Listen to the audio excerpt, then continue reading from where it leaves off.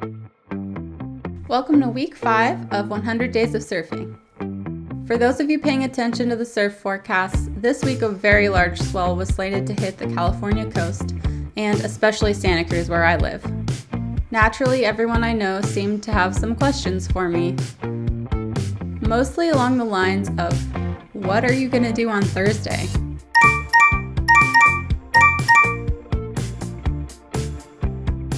Right as the big swell hit, I also got a pretty wicked cold. I was starting to wonder if I could feasibly and safely surf every day this week. The last thing I wanted was to get hurt or have to be rescued. Luckily, over the past weeks, I've noticed I'm getting a lot stronger, and I've had the opportunity to paddle out in some big rowdy conditions. I also have easy access to a more sheltered break, where I've spent a lot of time. So my plan was to at least try to surf all the days. I knew the conditions, the tides, I watched the waves, I got beta from friends, and I had a buddy or spotter with me too.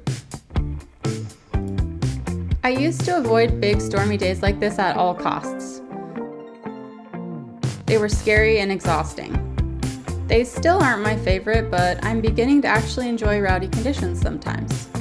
If you accept them for what they are, they can be kind of fun. Most of you probably don't know that I used to be a mountaineer, a climber, and an avid backcountry skier. And I think all my adventures in the mountains in bad conditions really helped me work through my fears of the big swell. There's a weird part of my brain that seems to actually really like bad conditions. Go figure.